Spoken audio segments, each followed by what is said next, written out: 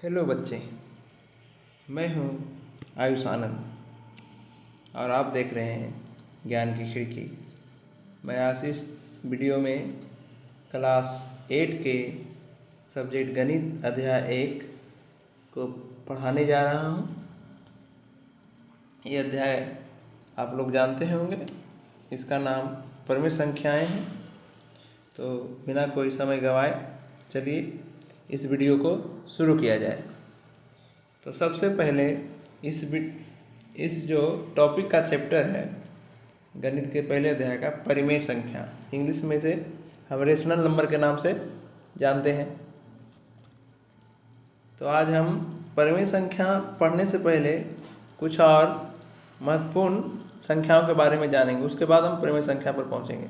क्योंकि अगर ये सारे संख्या को हम छोड़कर आगे बढ़ जाएं तो आपको फिर परिमेय संख्या समझने में मुश्किल आ सकती है। इसीलिए पहले इनके पीछे की सारी संख्या जो इस चैप्टर में बहुत ही महत्वपूर्ण है उसे पढ़ना बहुत ही आवश्यक है। तो चलिए शुरू करते हैं। तो सबसे पहला जो संख्या है जिसे हम लोग क्लास 7 में भी पढ़े होंगे, फिर से पुनः याद करवा देता हूँ। ये इसका नाम है पूर्ण संख्या। क्या है बच्चों? पूर्ण संख्याएं। पूर्ण संख्याएं। चलिए शुरू करते हैं। पूर्ण संख्याएं किसे कहते हैं? तो इसके नाम से ही हमको पता चल रहा है। पूर्ण, हिंदी में पूर्ण मतलब पूर्ण का अर्थ पूरा होता है। तो पूर्ण संख्याएं जो है उसको हम कहें पूर्ण संख्याएं वे धनात्मक संख्याएं हैं जो शून्य से यानी कि 0 से शुरू होकर अनंत तक जाता है, अनंत तक जाती है। मतलब ऐसी संख्या जो 0 से शुरू होती है, 1 से नहीं 0 से, और अनंत तक जाती है।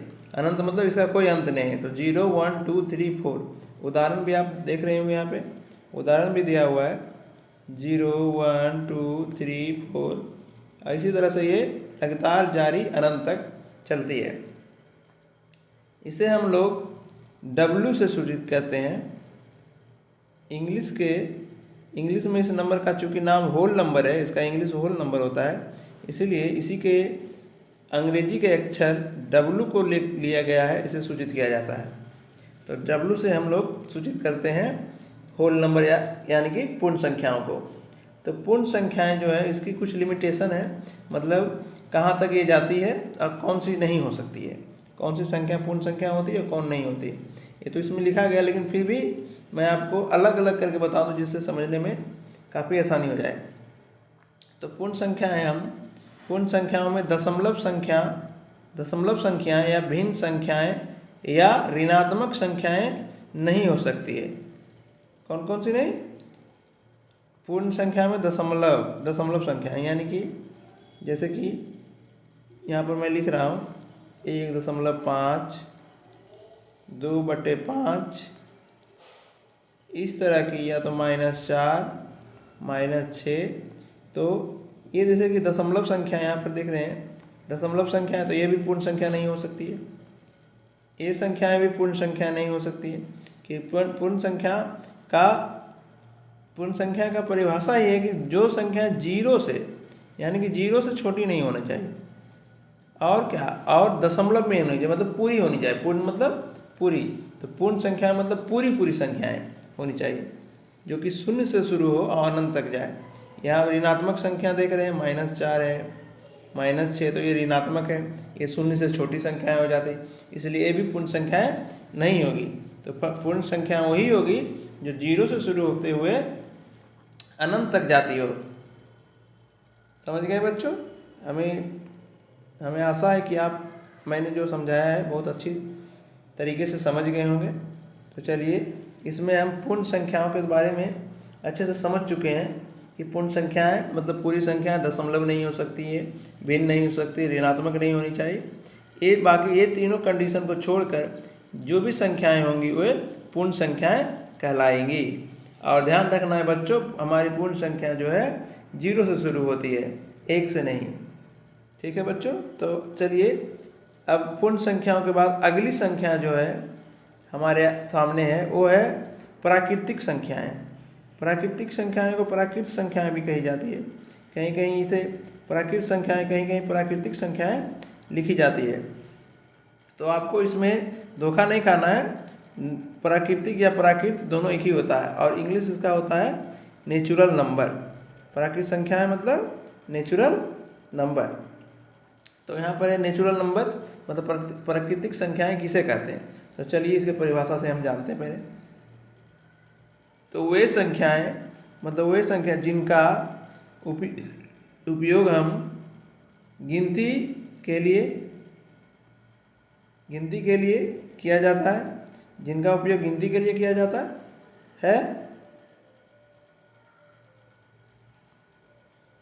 या एक से शुरू होकर, यह संख्याएं जो है एक से शुरू होकर अनंत तक जाती है।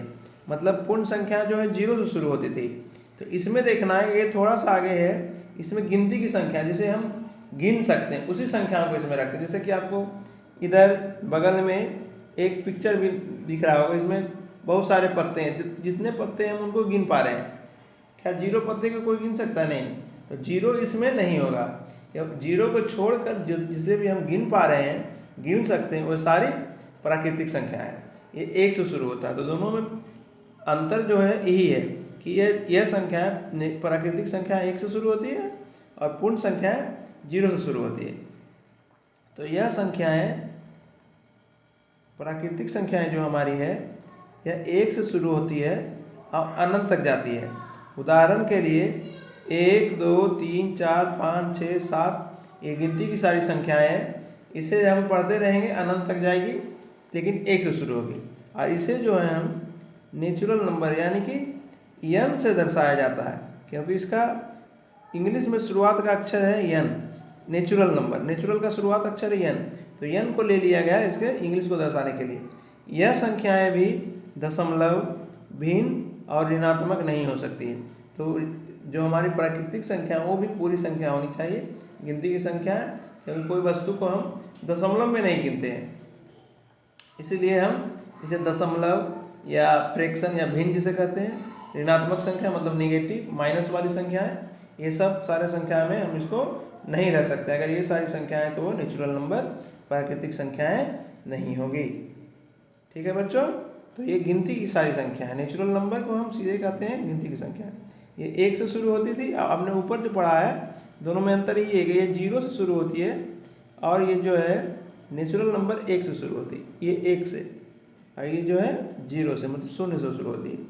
तो पूर्ण संख्या 0 से शुरू होने वाली और प्राकृतिक संख्या 1 से शुरू होने वाली संख्याएं हैं। अब आते हैं हम लोग का पूर्णांक। ये बहुत ही मुख्य चीज़ है, बहुत ही महत्वपूर्ण चीज़ है। इसे भी आप जिस तरह से ऊपर समझें इसे भी अच्छे से समझिएगा, बहुत ही आसान है, कोई दिक्कत नहीं होगी। तो अब चलिए पूर्णांक क्या है, इसको पूर्णांक के इंग्लिश में हम लोग इंटीजर्स कहते हैं। तो पूर्णांक क्या है, तो हम जानते हैं हम लोग कि पूर्णांक असल में होती क्या है। तो पूर्णांक वह संख्याएं हैं, संख्या है मतलब पूर्णांक, माफ कीजिएगा, पूर्णांक वह संख्या होती है जिसमें कोई दशमलव, भिन्न नहीं होता और इसमें शून्य सहित ऋणात्मक और धनात्मक दो संख्याएं शामिल होती है। तो ऋण और धन, ऋणात्मक संख्या और धनात्मक संख्या दोनों ही इसमें शामिल होती है। 0 भी शामिल होता है, लेकिन इसमें एक कंडीशन है कि इसमें माइनस भी हो सकता है, प्लस भी हो सकता है, 0 भी हो सकता है, लेकिन ये भी संख्याएं पूरी होनी चाहिए। ये भी दशमलव या भिन्न में नहीं होना चाहिए। हमने अभी दोनों संख्याएं जो ऊपर पढ़ा उसमें भी यही था कि दशमलव संख्याएं, दशमलव नहीं होना चाहिए और भिन्न नहीं होना चाहिए। तो ये बात इसमें भी है, दशमलव या भिन्न नहीं होना चाहिए, लेकिन इसमें ऋणात्मक या 0 या धनात्मक, इसमें तीनों तरह की संख्याएं आ जाती है, सिर्फ दशमलव या भिन्न को छोड़कर। तो पूर्णांक में हम माइनस को भी रख सकते हैं, प्लस को भी रखते हैं, 0 को भी रखते हैं। तो पूर्णांक जो है, पूर्णांक में हम 3 तरह की संख्या रखते हैं। तो इसमें हम कह सकते हैं इसके अंदर नेचुरल नंबर भी, इसके अंदर प्राकृतिक संख्या, पूर्ण संख्या भी आ जाती है, क्योंकि प्राकृतिक संख्या 1 से शुरू होती है, तो 1 से शुरू होने वाली संख्या भी पूर्णांक कहलाती है। जीरो से शुरू होती है पूर्ण संख्या, तो जीरो से शुरू होने वाली भी पूर्णांक कहलाती है, माइनस में वाली भी पूर्णांक कहलाती है। तो इसके अंदर हम 3 तरह के संख्याओं का समूह है ये। तो इसको कह सकते हैं कि ऐसी संख्या जिसमें दशमलव या भिन्न नहीं होता है और ये जीरो सहित ऋणात्मक और धनात्मक, ऋणात्मक और धनात्मक दोनों संख्या शामिल होती है। जैसे उदाहरण से हम समझेंगे, -3, -2, -1 ये सारी ऋणात्मक संख्याएं हैं, ये भी पूर्णांक है। 0 ये भी पूर्णांक है, ये तो ऋणात्मक होती है ना तो धनात्मक होती है। 1, 2, 3, 4 ये सब सारी धनात्मक संख्या है, ये भी पूर्णांक है। तो कह सकते हैं पूर्णांक वैसी संख्या है जिसमें हम ऋणात्मक, धनात्मक और जीरो वाली संख्याओं को भी जीरो से शुरू होने वाली संख्या भी रखते हैं, या जीरो भी इसके अंदर रखते हैं हम। और हम जो है पूर्णांक को हम जेड से सूचित करते हैं। तो जेड बराबर कौन सी संख्या होगी?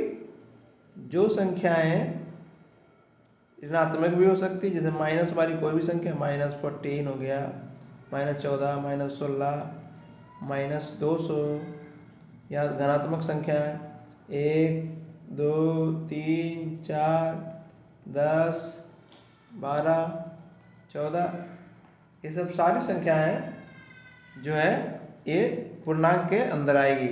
और जीरो भी, ये सब, और जो है जीरो भी है वो भी पूर्णांक ही है। तो इसे समझ सकते हैं जीरो सहित ऋणात्मक और धनात्मक संख्याएं जब साथ होती है तो उन्हीं को हम लोग पूर्णांक कहते हैं। तो ठीक है बच्चों, इसे आप नोट करते जाइएगा ताकि दोबारा पढ़ने में आप लोग को फिर सहूलियत हो, बार बार ये वीडियो देखना ना पड़े। ठीक है बच्चों, तो चलिए अब आगे बढ़ते हैं। तो जो मुख्य इस चैप्टर का नाम है, जो ऊपर देख रहे हैं परिमेय संख्या, तो चलिए अब उसी पे आते हैं जो इस चैप्टर का नाम है, जिसको इस चैप्टर में सबसे अधिक पढ़ना है, परिमेय संख्याएं। अभी तक आपने जितनी भी संख्या पढ़ी थी वो सारी संख्याएं परिमेय संख्या के अंदर आ जाएंगी। जैसे कि आप देखेंगे परिमेय संख्या, जिसे हम लोग इंग्लिश में रेशनल नंबर से जानते हैं और हिंदी में इन्हें हम परिमेय संख्या कहते हैं। तो परिमेय संख्या किसे कहते हैं इसके बारे में जानते हैं। तो परिमेय संख्या वह संख्या है जो p/q मतलब जिसे हम भिन्न के रूप में लिखे जा सकती है, जिसको हम भिन्न के रूप में लिख सकते हैं। तो परिमेय संख्या वह संख्या है जिसको हम भिन्न के रूप में लिख सकते हैं। यहाँ पर लिखा हुआ परिमेय संख्या वह संख्या है जो p/q भिन्न के रूप में होती है, जहाँ p जो है और q जो दिख रहे हैं, p ऊपर है और q नीचे है, तो जहाँ p और q एक पूर्णांक होती है। p और q क्या है? पूर्णांक क्या ऊपर पढ़ चुके हैं। तो ये जो है हम आपको पहले ही बताए थे कि परिमेय संख्या के अंदर पूर्णांक भी आएंगे, उसके अंदर पूर्ण संख्या भी आ सकती है, उसके अंदर प्राकृतिक संख्याएं आ सकती, तीनों तरह की संख्याएं शामिल हो सकती, और भिन्न और दशमलव वाली संख्याएं भी इसमें आएगी। तो इसमें सारे नंबर, दशमलव, भिन्न, पूर्ण संख्याएं, पूर्णांक, सारी संख्याएं इसके अंदर सम्मिलित होगी, मतलब इसमें आएंगी। तो यहाँ पर जो है तो ऐसी संख्या जिसे हम क्या भिन्न के रूप में लिख सके, p/q, जहाँ p भी एक पूर्णांक होगा, मतलब p के बदले हम p अगर पूर्णांक है तो पूर्णांक तो कुछ भी, पूर्णांक को तो हम जानते हैं, p के बदले हम कुछ भी रख सकते हैं, -1, 0, 3, 5 कोई भी पूर्णांक को हम रख सकते हैं p के बदले। और q को जो है यहाँ पर q में जो है, q में पूर्णांक 0 भी होता है, लेकिन यहाँ पे q में जो है जब नीचे हम देखेंगे उसके जिसे कहते हैं हर में, तो हर में हम जीरो को छोड़कर मतलब कि जीरो को नहीं रख सकते हैं। अगर जीरो आ गया हर के नीचे तो वो परिमेय संख्याएं नहीं होंगी, वह परिमेय संख्याएं हो जाएगी। तो हम कह सकते हैं कि जीरो को छोड़कर जितने भी पूर्णांक हैं उसे हम q के रूप में रख सकते हैं। यहाँ पर देखिए लिखा भी हम लिख दिए आपके सहूलियत के लिए कि जीरो को छोड़कर सभी पूर्णांक q हो सकती है। लेकिन p के जो लिखेंगे, p मतलब ऊपर जो लिखेंगे, अंश जो लिखेंगे वो हमेशा एक पूर्णांक होगा, और नीचे भी पूर्णांक होगा, लेकिन नीचे हम लोग को सिर्फ जीरो को या ध्यान रखना है कि अगर जीरो जो है वो परिमेय संख्या के अंदर उसके हर में नहीं आती है। तो q बराबर जीरो नहीं होना चाहिए, बाकी हम कुछ भी रख सकते हैं, मतलब q के इक्वल टू जीरो नहीं होना चाहिए। अगर जीरो हो गया तो परिमेय संख्याएं नहीं होंगी। तो यहाँ हम आपके सहूलियत के लिए पूरे अच्छे से लिख दिए हैं कि ताकि आपको अच्छे से नोट भी बनाए तो याद रहे, कोई दिक्कत का सामना नहीं करना पड़े, कोई दिक्कत मुश्किल परेशानी का सामना नहीं करना पड़े। तो यहाँ पर परिमेय संख्या उस संख्या को हम कहेंगे जिसे हम भिन्न के रूप में लिख पाएँ। भिन्न मतलब p/q के रूप में लिख सकते हैं, जहाँ p और q एक पूर्णांक है। पूर्णांक को हम ऊपर ही पढ़ चुके हैं, पूर्णांक क्या होता है। तो पूर्णांक से घबराना नहीं कि p और q पूर्णांक क्या है। पूर्णांक मतलब माइनस प्लस जीरो, ये सारी संख्या जो हम पहले पढ़े हैं, तो पूर्णांक को फिर से देख सकते हैं। अगर कुछ कन्फ्यूजन है तो ये सारी पूर्णांक रह सकती है। तो p/, ऐसी संख्या है जिसे हम p/q के रूप में लिख सकें। बस सीधा याद करना है। अगर याद करने में आपको परेशानी हो रही है, छोटा करके याद करना है, तो आप सीधा कह सकते हैं कि ऐसी संख्या परिमेय संख्या है, ऐसी संख्या है जिसे हम p/q के रूप में p/q के रूप में लिख पाएँ, जहाँ p और q एक पूर्णांक है, लेकिन q जो है जीरो के बराबर नहीं होना चाहिए। तो यहाँ कंडीशन है कि q का जो वैल्यू है, कुछ भी रखते हैं हम, लेकिन जीरो नहीं रख सकते। q के बराबर में कोई भी पूर्णांक रख सकते हैं, लेकिन जीरो नहीं रख सकते हैं। बस इसका एक ही टर्म कंडीशन है कि जीरो को नहीं रखना है q के रूप में। बाकी यहाँ देख लीजिए, इस भिन्न में q p/q उदाहरण के हम अभी छोड़ दिए थे ताकि आप लोग अच्छे से समझ पाएँ। जैसे कि ये भी परिमेय संख्या है, ये भी परिमेय संख्याएं हो गई, ये भी परिमेय संख्याएं हैं, क्योंकि इसमें भिन्न और दशमलव दोनों शामिल है। ये भी परिमेय संख्या है। तो आप बोलिएगा कि ये तो सिर्फ चार है, इसे p/q के रूप में कैसे लिख सकते हैं। तो भूलना नहीं है, कोई भी अगर संख्या सीधी संख्या है, कोई भी प्राकृतिक संख्या है, तो उसके नीचे हमेशा एक जो है होता है, क्योंकि एक का वैल्यू एक देना या ना देना दोनों बराबर होता है। तो अगर हम इसके नीचे एक मान लिए तो फिर एक पूर्णांक है, चार भी पूर्णांक है। तो इस तरह से हम कह सकते हैं कि चार भी एक पूर्णांक है, चार भी एक परिमेय संख्या है। उसके नीचे q के रूप में एक हमेशा रहता है। कोई भी संख्या जो स्वतंत्र रूप से सिर्फ ऐसे लिख दी जाए वो अकेले नहीं होती। अगर हम उसको परिमेय संख्या मान लें तो उसके नीचे एक हमेशा आ जाएगा। तो एक मान के चलना है, कोई भी सिंपल सी संख्या जिसके नीचे कुछ नहीं है तो उसके नीचे एक है। तो इस तरह से हम कह सकते हैं कि जितनी भी संख्याएं माइनस प्लस भिन्न वाली दशमलव वाली सभी तरह की संख्याएं परिमेय संख्या हैं, बशर्ते उसके हर को q बराबर जीरो नहीं होना चाहिए। यहाँ सबका देख रहे हैं p बराबर 3 यहाँ है, यहाँ p का वैल्यू 3 है, यहाँ पर p का वैल्यू 3 है, -3, यहाँ p का वैल्यू 2.5 है, q का वैल्यू 2 है, q का वैल्यू 4 है, और q का वैल्यू 1 है, और यहाँ पर p का जो वैल्यू है 6 है, और q का जो वैल्यू है 1 है। तो आप देख सकते हैं सभी जगह p/q के रूप में लिखी गई ये सारी संख्या, इसलिए ये सारी संख्याएं परिमेय संख्या है। तो आज हम जितनी भी संख्या है हम देख रहे थे अभी दशमलव भिन्न जिसे p/q के रूप में p/q के रूप में लिख पाएंगे, वो सारी संख्याएं परिमेय संख्या कहलाएगी। लेकिन अगर हम ऐसे लिख दें 6/0 तो ये परिमेय संख्याएं नहीं होंगी, क्योंकि यहाँ पर p का जो वैल्यू है, p का जो मान है 6 है, लेकिन q का मान 0 आ गया। तो हम बोले थे आपको कि q का मान कभी भी 0 नहीं आना चाहिए। तो ये परिमेय संख्याएं नहीं होगी, ये संख्याएं परिमेय संख्या नहीं है, ये परिमेय संख्याएं नहीं हो सकती। तो परिमेय संख्याएं किसको कहेंगे, चलिए फिर से एक बार जान लें। ऐसे तो बता चुका हूँ, लेकिन फिर से एक बार आप समझ लें, क्योंकि यहाँ पे समझने में बहुत सारे को कुछ थोड़ा बहुत परेशानी हो जाता कभी कभी। 6 ये परिमेय संख्या होगी, बिल्कुल होगी, क्योंकि 6 अकेला 6 के नीचे एक होता है। तो यहाँ पर p का वैल्यू 6 है, q का वैल्यू मान जो 1 रखें, इसलिए ये परिमेय संख्या है। ये भी परिमेय संख्या है। यहाँ p का वैल्यू आप देख ही रहे हैं 6 है, 6 है, q का मान 3 है, तो ये भी परिमेय संख्या। तो जिन भी सारी संख्याओं को हम ऐसे लिख सकते हैं, ये सब सारी संख्याएं परिमेय संख्याएं कहलाएंगी। तो हम उम्मीद है हमको कि आप परिमेय संख्या में भी अच्छी तरह से समझ चुके होंगे, तो इसमें भी कोई दिक्कत नहीं होगा। चलिए हम उदाहरण लिख देते हैं, आप लोग उतार लीजिएगा। ये सारी संख्याएं जो यहाँ पर लिख रहा हूँ मैं, सारी संख्याएं क्या है? परिमेय संख्याएं हैं, क्योंकि इसके नीचे एक होता है, इसलिए इन सारी संख्याओं के नीचे एक है। लेकिन हम वहाँ पर भी लिखेंगे नहीं, क्योंकि आपको पता चल गया कि कोई भी अगर स्वतंत्र संख्या है तो उसके बटा में उसके q जो है एक हमेशा होगा।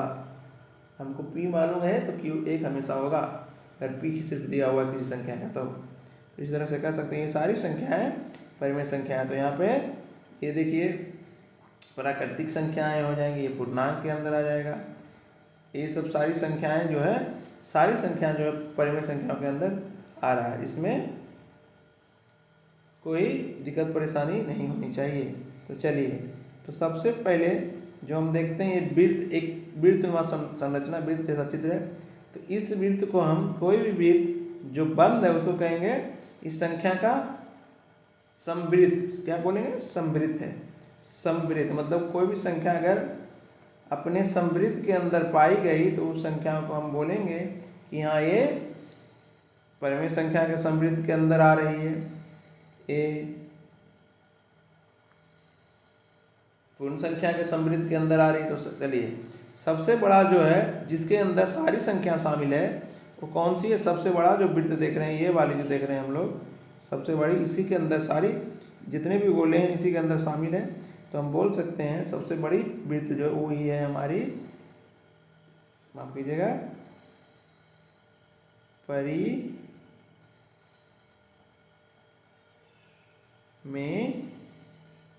संख्याएं, परिमेय संख्याएं। तो ये सब सारी संख्याएं हो गई परिमेय संख्याएं। और ये समवृत्त तो आप लोगों को पता ही, जिसके अंदर माइनस वाली संख्या प्लस और जीरो, तो ये हम लोग का पूर्णांक है। हम लोग ऊपर पढ़ चुके हैं, तो समझने में कोई मुश्किल होनी नहीं चाहिए। पूर्णांक है तो परिमेय संख्या के अंदर पूर्णांक भी आते हैं, इसलिए पूर्णांक जो है परिमेय संख्या के समवृत्त, मतलब इसे हम समवृत्त कहते हैं। आप यहाँ पर लिख लीजिएगा, कन्फ्यूजन मत नहीं हो जाए, इसलिए समवृत्त मतलब ऐसा वृत्त जो किसी एक संख्या के अंदर बंद हो तो समवृत्त। तो परिमेय संख्या की हो गई समवृत्ति, ये पूर्णांक की समवृत्त है,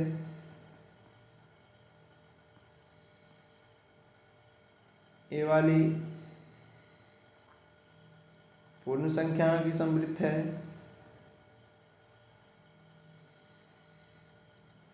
शॉर्ट में ही लिख रहे हैं कि आप वीडियो लंबी नहीं हो जाए।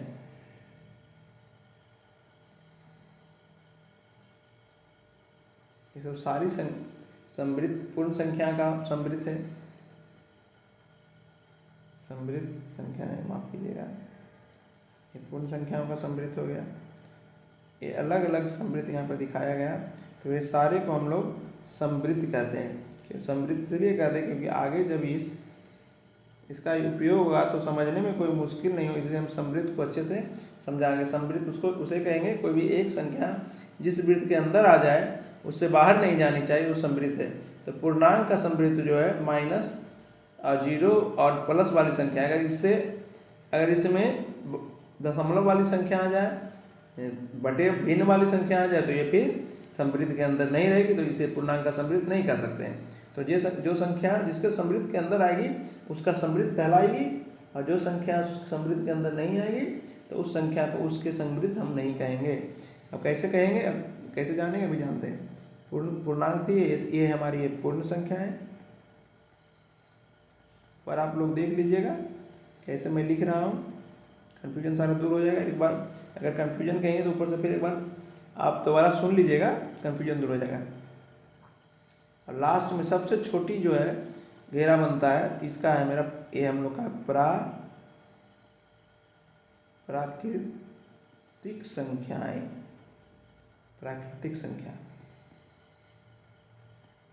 एक से शुरू होने वाली ये प्राकृतिक संख्याओं का समृद्ध है। ए वाला समृद्ध पूर्ण संख्या का हो गया, ए समृद्ध पूर्णांक का है, आई समृद्ध परिमेय संख्या का है। तो हम कह सकते हैं परिमेय संख्या के समृद्ध में पूर्णांक भी शामिल है, पूर्ण संख्या भी शामिल है और प्राकृतिक संख्या भी शामिल है। ठीक है, पूर्णांक के अंदर पूर्ण संख्याएं और प्राकृतिक संख्या का समृद्ध शामिल है। तो पूर्णांक में हम पूर्ण संख्या और प्राकृतिक संख्या दोनों को रख सकते हैं। पूर्ण संख्या के समृद्ध में प्राकृतिक संख्या शामिल है। तो पूर्ण संख्या के अंदर प्राकृतिक संख्या भी होती है क्योंकि एक से शुरू होती है और एक से शुरू होती है, तो इसके अंदर एक से शुरू होने वाली प्राकृतिक संख्या होगी। लेकिन प्राकृतिक संख्या के अंदर पूर्ण संख्या का समृद्ध नहीं होगा, पूर्ण के अंदर पूर्णांक का समृद्ध नहीं होगा, पूर्णांक के अंदर परिमेय संख्या का समृद्ध नहीं हो सकता है। अगर पूर्ण संख्याएं अगर जोड़ने या घटाने पर पूर्ण संख्याएं आएगी तो उसे पूर्ण संख्या के समृद्ध के अंदर मानेंगे, अन्यथा उसे समृद्ध नहीं मानेंगे।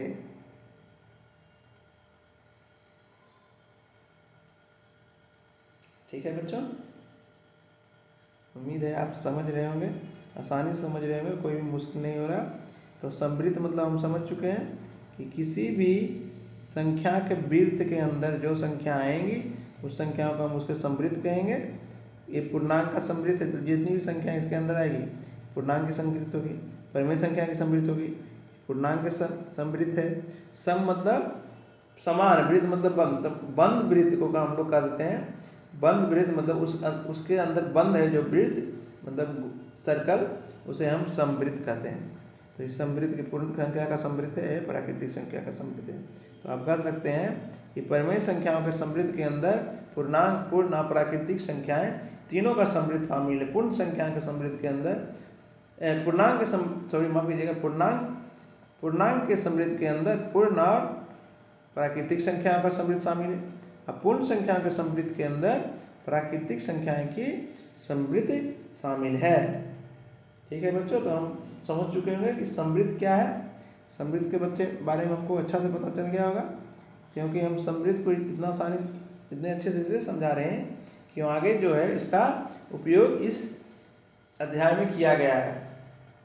इसीलिए मैं समृद्ध का प्रयोग आपको समझा रहा था कि समृद्ध आखिर में होता क्या है। और ये फोटो समृद्ध को दर्शाने के लिए ही मैं इसे आपको समझाने के लिए फोटो बनाया था, जिससे आप समझ चुके होंगे कि समृद्ध आखिर में है क्या।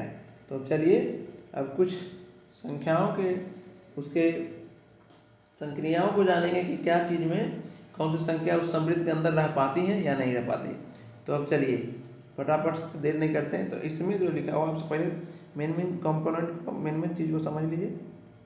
यहाँ संख्याएं हैं, मतलब कौन सी संख्याएं इधर सारी दी जाएगी, परिमेय है, पूर्णांक है, पूर्ण संख्या है, प्राकृतिक संख्या इधर रहेगी, इधर है जोड़। तो मतलब अगर किसी परिमेय संख्या को हम लोग परिमेय संख्या का जोड़ आपस में करें तो क्या वो परिमेय संख्या के समृद्ध में ही रहेगा या परिमेय संख्या के समृद्ध से बाहर आ जाएगा।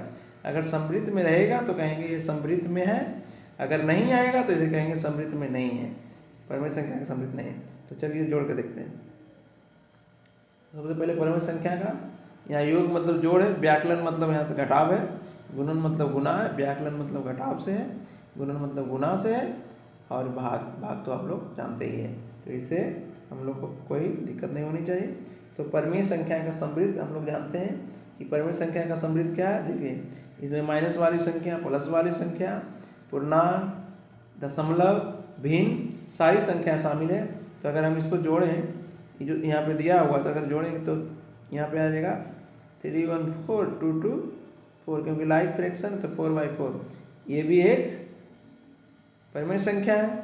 जब इसे जोड़ें तो ये -6, तो -6 + 3/5, तो हम बोल सकते हैं यहाँ -3/5। तो ये भी एक परिमेय संख्या है, ये भी एक परिमेय संख्या है। तो हम कह सकते हैं कि परिमेय संख्या समृद्ध के अंतर्गत आती है।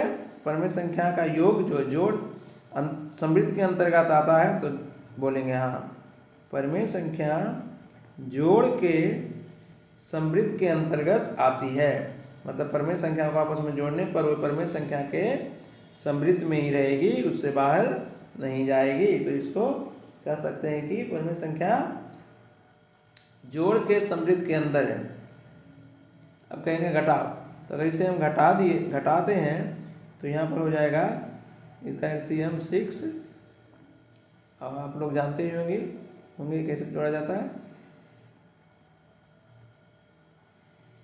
इस तरह से हो गया -8/6। यहाँ पर हम और काट सकते हैं, लेकिन हम ज़्यादा समय बर्बाद नहीं करेंगे। अब यहाँ पर ए भी आया, ए भी पी वाई क्यू के रूप में, तो ये भी समृद्ध के अंदर आया। तो कहेंगे हाँ, परिमेय संख्या का घटाव या व्याकलन समृद्ध के अंदर आता है, तो बोलेंगे हाँ ये भी समृद्ध के अंतर्गत आता है। परिमेय संख्या के समृद्ध के अंतर्गत आता है उसके घटाव भी। घटाने पर भी परिमेय संख्या ही रहेगा, जोड़ने पर भी परिमेय संख्या। लेकिन अब गुना के बारे में चेक करते हैं। तो अब देखते हैं यहाँ पर गुना में, तो जब गुना करते हैं हम, यहाँ हो गया 12। तो ये देखिए ये भी परिमेय संख्या है। ये हो गए 2 2 4 कट गया 6 -6। ये भी परिमेय संख्या का समृद्ध। तो कह सकते हैं कि परिमेय संख्या का गुना भी उसके समृद्ध के अंतर्गत आएगा। तो ये भी हाँ ही होगा, गुना भी परिमेय संख्या का समृद्ध के अंतर्गत ही आएगा। भाग में कहें तो अगर 0 है तो ये परिमेय संख्या नहीं होगी, ऊपर ही बता चुका हूँ। तो ये परिमेय संख्या नहीं होगी। लेकिन अगर 0 को छोड़कर जितने भी संख्याएं भाग में, वो भी समृद्ध के अंदर होगी। तो 0 को छोड़कर बाकी सारी संख्याएं परिमेय संख्या के समृद्ध के अंदर परिमेय संख्या के भाग के समृद्ध के अंदर आएगी। समझ गए? समृद्ध मतलब क्या हुआ कि जोड़ का जो उसके वृत्त, अगर जोड़े संख्याओं का आपस में, तो इसी के अंदर आनी चाहिए। मतलब परिमेय संख्या के अंदर परिमेय संख्या ये सारी आ जाएंगी। ये सारी संख्या परिमेय संख्या ही,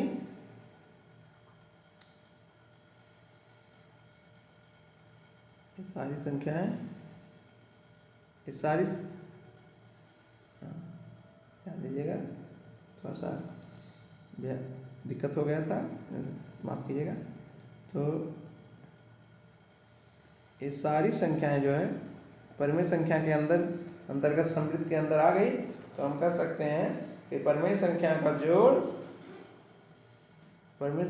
जोड़ समृद्ध के अंतर्गत आता है। हाँ, परिमेय संख्या का घटाव समृद्ध के अंदर आता है, तो बोलेंगे हाँ ये भी समृद्ध के अंदर आता है। परिमेय संख्या का गुणन क्या परिमेय संख्या के समृद्ध के अंदर आता है, तो ये भी यहाँ भाग अगर आता है परिमेय संख्या का समृद्ध के अंदर, तो बोलेंगे हाँ सिर्फ 0 को छोड़कर अगर कोई भी भाग भी है तो परिमेय संख्या के समृद्ध को अंदर आएगा। तो इसमें एक कंडीशन है 0 को छोड़कर, अगर 0 से उसके हर में 0 है तो परिमेय संख्या का समृद्ध के अंदर नहीं आएगा भाग में, लेकिन अगर नहीं है तो आएगा। तो चलिए, तो परिमेय संख्या का समृद्ध के अंदर देख लिए जोड़ घटाव आता है कि नहीं, परिमेय संख्या का जोड़ परिमेय संख्या के समृद्ध में आता है कि नहीं। अब हम देखेंगे पूर्णांक को देखेंगे। तो चलिए पूर्णांक को देखते हैं। तो पूर्णांकों का जोड़ अगर यहाँ पर किया जाए -2 6, तो जोड़ने पे आएगा 4 -6 9। तो हम देख सकते हैं अगर पूर्णांक को आपस में जोड़ा जाए तो वो पूर्णांक के समृद्ध के अंतर्गत ही आएंगे। तो क्या पूर्णांक का जोड़ पूर्णांक के समृद्ध के अंतर्गत आता है, तो बोलेंगे हाँ पूर्णांकों का जोड़ पूर्णांकों के समृद्ध के अंदर आता है, अंदर या अंतर्गत आता है। तो ये भी हाँ होगा। पूर्णांक का भी समृद्ध, पूर्णांक के जोड़ का समृद्ध मतलब पूर्णांक को आपस में अगर जोड़े, ये भी पूर्णांक है। 2 बार बोलने पर कंफ्यूज नहीं कीजिएगा। -2 ये भी पूर्णांक, ये भी पूर्णांक। अगर पूर्णांक को हम आपस में जोड़े तो जो आने वाला संख्या है वो भी पूर्णांक। तो जोड़ में जब हम पूर्णांकों को जोड़ते हैं तो पूर्णांक के समृद्ध के अंदर ही रहता है। तो पूर्णांक का जोड़ पूर्णांक के समृद्ध के अंदर ही रहता है। ये सारी संख्या में आप देख रहे हैं पूर्णांकों का जोड़ने पर ही पूर्णांक ही रहेगा।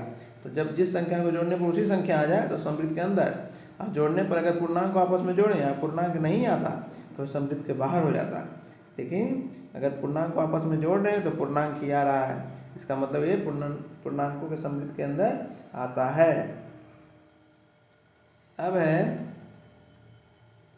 व्याकलन। क्या व्याकलन पूर्णांक का व्याकलन भी पूर्णांक के समृद्ध के अंदर आता है? तो देखते हैं हम यहाँ पर दो संख्याएं हैं, 8 ये भी पूर्णांक, 12 ये भी पूर्णांक। तो 8 में से 12 अगर हम घटाते हैं तो -4 आया, -4 ये भी एक पूर्णांक है, तो हम कह सकते हैं, अब इसे हम करते हैं तो ये भी होगा -4 ये भी आएगा, ये 0 आएगा, तो ये भी पूर्णांक है, ये भी पूर्णांक है, ये भी पूर्णांक है। तो कह सकते हैं पूर्णांकों को घटाने पर ही पूर्णांक ही मिलता है। तो पूर्णांक जिस संख्या को घटाने पर उसी संख्या मिल जाए तो ये भी समृद्ध के अंदर है। तो 0 भी जो अगर यहाँ पर देखेंगे तो जो सारी संख्याएं हैं इसी समृद्ध के अंदर आएगी, इसलिए पूर्णांक का घटाव भी पूर्णांक के समृद्ध के अंदर आता है। तो इसमें भी कहेंगे हाँ आता है। ठीक है बच्चों, अब आगे थोड़ा सा और वीडियो बाकी है, ज़्यादा लंबा नहीं लेंगे, तो इतना पर इसे हम पूरा करके फिर इस वीडियो को हम समाप्त करेंगे। तो ये पूर्णांक का घटाव में भी पूर्णांक का समृद्ध आ गया। अब पूर्णांकों का अगर गुना करें तो यहाँ पर देखिए -18 -18, यहाँ पर 9, यहाँ पर 8, ये सारी संख्याएं पूर्णांक ही है। तो हम कह सकते हैं पूर्णांकों का गुना करने पर भी, पूर्णांकों को अगर आपस में गुना किया जाए तो पूर्णांक ही होंगे। तो पूर्णांक जो समृद्ध के अंदर आता है तो बोलेंगे हाँ पूर्णांक भी समृद्ध के अंदर आता है। समृद्ध मतलब उस वृत्त के अंदर जिसके अंदर पूर्णांक है उसी के अंदर आता है या उसके बाहर चल जाता है।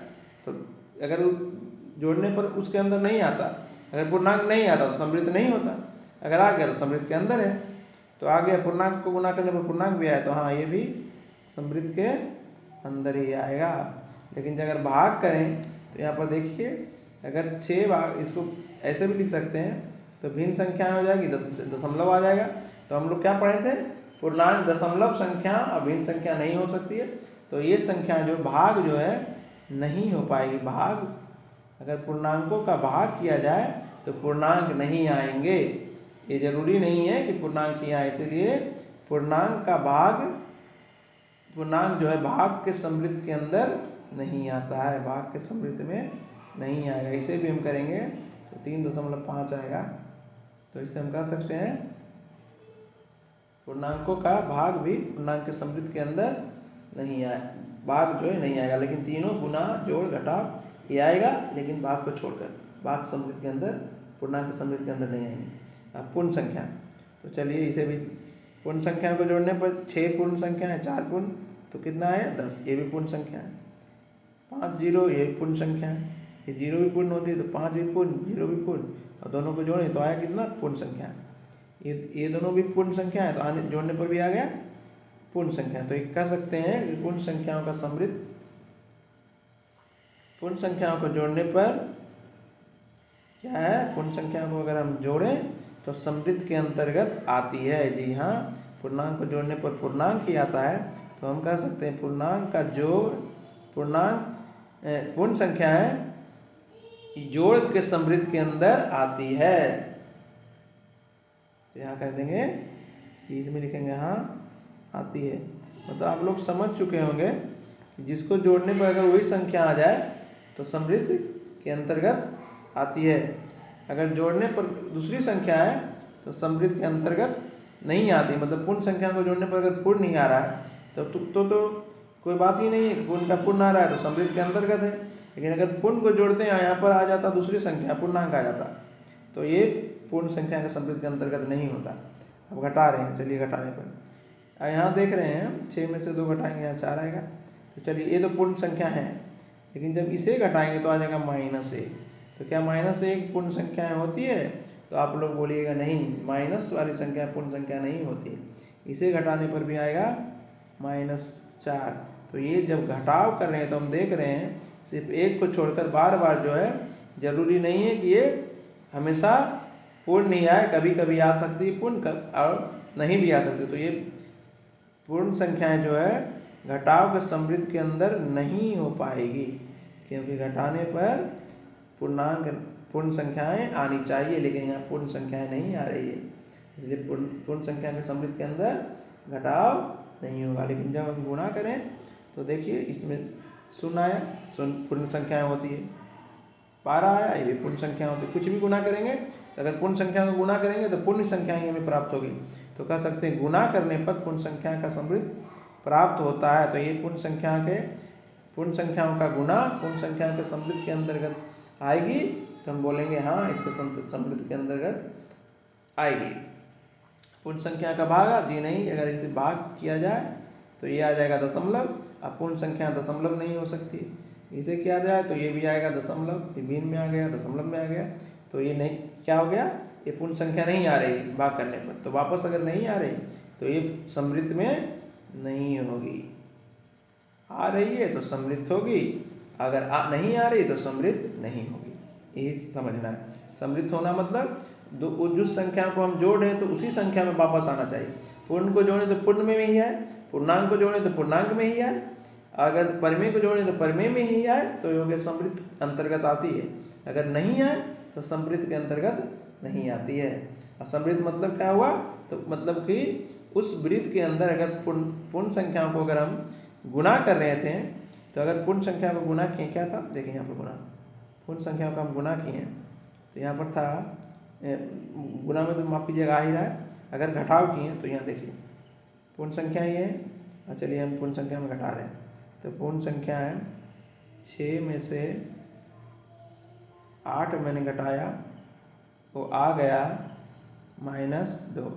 अब -2 क्या इसके अंतर्गत देख रहे हैं आप, माइनस वाली संख्या है नहीं है, तो क्या इसके समृद्ध में है ये -2 नहीं है, तो -2 जो है घटाव करने पर समृद्ध में शामिल नहीं हो पाती। इसीलिए हम कहते हैं कि घटाव जो है पूर्ण संख्या के समृद्ध में। तो इसी तरह से समृद्ध मतलब आप समझ चुके होंगे कि उस संख्या में जो है उसी में वापस आना चाहिए। अगर उसके बाहर अगर माइनस में आ गया, हम इसका जब यहाँ पर घटाव भी किए थे, फिर से देख लेंगे, अगर ये क्या आ गया माइनस, ये माइनस जो ये तो पूर्णांक में आती है, तो इस -2 तो इसके बाहर आ गई, इसके वृत्त ये जो वृत्त है इसके बाहर आ गई -2, तो क्या कहेंगे इसके समृद्ध में रहेगी नहीं, इसके वृत्त के बाहर आ गई, तो इसके वृत्त के बाहर आ जाएगी तो इसको समृद्ध नहीं बोलेंगे। अगर वृत्त के अंतर्गत आएगी तो समृद्ध होगी, अगर वृत्त के बाहर चल गई तो समृद्ध नहीं होगी। वृत्त के अंदर आना चाहिए तो समृद्ध में है, बाहर चल गई तो समृद्ध में नहीं होगी। तो इसी तरह से हम तो समृद्ध और कुछ नहीं है, जिस संख्या में अगर जोड़ें तो जोड़ में पर भी उस संख्या में है तो समृद्ध है, घटाने पर भी उसी संख्या में आए तो उसकी समृद्ध है, भाग करने में भी उसी में आए तो समृद्ध है, अगर नहीं आए तो समृद्ध नहीं है।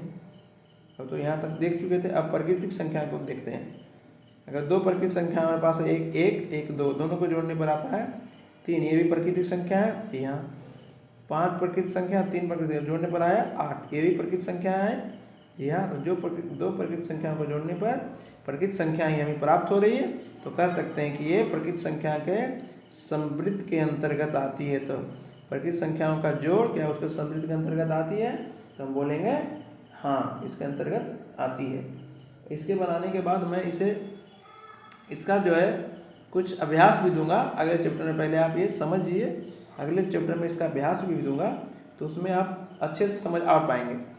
इसका बनाने के लिए भी मैं दूंगा। अब इसे जोड़ने 6 में 6 घटाने पर आ गया ये 0। 0 क्या है, प्राकृतिक संख्या होती है, तो आप बोलिएगा नहीं। 5 में 7 घटाएं तो क्या -2 प्राकृतिक संख्या होती है, तो आप बोलिएगा नहीं, बिल्कुल नहीं। प्राकृतिक संख्या में गिनती वाली संख्या होनी चाहिए, ये दोनों गिनती वाली संख्या है नहीं, तो इसके समृद्ध के अंतर्गत नहीं आएगी। तो यहाँ लिख देंगे नहीं, समृद्ध में नहीं आएगी। आइए यहाँ पर करते हैं। तो 2 गुना करने पर प्राकृतिक संख्या ही प्राप्त हो, 2 प्राकृतिक संख्याओं का गुना प्राकृतिक संख्या ही है, ये दोनों का भी 2 प्राकृतिक संख्याओं का गुना प्राकृतिक संख्या ही है। तो हम कह सकते हैं गुना करने पर 2 प्राकृतिक संख्याओं को हमेशा गुना में ही आता है, तो कर सकते हैं कि हाँ ये गुना के समृद्ध के अंतर्गत है। तो इसमें लिखेंगे हाँ। भाग करने पर जी नहीं, भाग करने पर ये 5 2 से डिवाइड करेंगे तो आ जाएगा 2.5, पॉइंट में आ गया। 4/3 भिन्न में आ गया। तो ये देख रहे हैं कि ये दोनों प्राकृतिक संख्या है, लेकिन भाग करने पर प्राकृतिक संख्या वापस नहीं आई। ये दोनों प्राकृतिक संख्या है, भाग करने पर प्राकृतिक संख्या हमें नहीं मिली। तो नहीं मिली तो प्राकृतिक संख्या के समृद्ध के अंतर्गत नहीं आती है। तो प्राकृतिक संख्याओं का भाग प्राकृतिक संख्या के समृद्ध के अंतर्गत नहीं आता है। तो इस तरह से हम देख चुके हैं कि किसके समृद्ध के अंतर्गत जोड़ के, घटाव के, गुणन, भाग के कोई भी संख्या के समृद्ध के अंतर्गत आता है या नहीं। तो इसका मतलब कोई भी संख्या को आपस में जोड़ने पर परमे में परमे को ही जोड़ें तो क्या वो परमे आएगा, घटाने पर क्या वो परमे संख्या ही रहती है, घटाव करने पर क्या वो परमे संख्या ही होती है, गुना करने पर क्या परमे संख्या ही होती है। पूर्णांक में देखा क्या जोड़ने पर परमे पूर्णांक ही होगी, घटाने पर पूर्णांक आ रही है कि नहीं, गुना करने पर पूर्णांक आ रही है कि नहीं, भाग करने पर आ रही है कि अगर वापस उसमें आ रही है तो समृद्ध है, वापस अगर उसी संख्या में वापस नहीं आई तो समृद्ध नहीं है। बस इतना है समृद्ध का जो पूरा लफड़ा जो था समृद्ध का इतना है, इससे ज़्यादा और कोई इसमें लफड़ा नहीं है। तो समझना ही आसान है, कोई ज़्यादा भारी चीज़ नहीं कि ऐसा समृद्ध नहीं समझ लेना है। ये तो समृद्ध है कि पता नहीं कैसा चीज़ सर लिख दी हमको समझ में नहीं आया समृद्ध क्या होता है। समृद्ध को हम दिखा भी चुके हैं, यही समृद्ध इसका है, सारे संख्या का समृद्ध। तो आप समझ चुके होंगे कि समृद्ध का अर्थ क्या होता है और सारे संख्या का जोड़, घटाव, गुना, भाग उसके समृद्ध में आ रहा है या नहीं। तो वीडियो को आप अगर यहाँ तक देख रहे हैं, समझ पा रहे हैं तो इसके लिए बहुत बहुत धन्यवाद। इसी तरह आप देखते रहें, सीखते रहें और अगर अच्छा लगता है वीडियो तो प्लीज़ सब्सक्राइब करें, सब्सक्राइब करना मत भूलें और लाइक भी कीजिए ताकि हमें मोटिवेशन मिलते रहे कि हमारी वीडियो आप लोग को सही लग रही है। तो हम इसी तरह से और मेहनत करें और अधिक मेहनत करके और अच्छा से अच्छा वीडियो बनाते रहें। तो धन्यवाद बच्चों, इसी तरह पढ़ते रहें और शिक्षकों का अपना सम्मान करते रहें।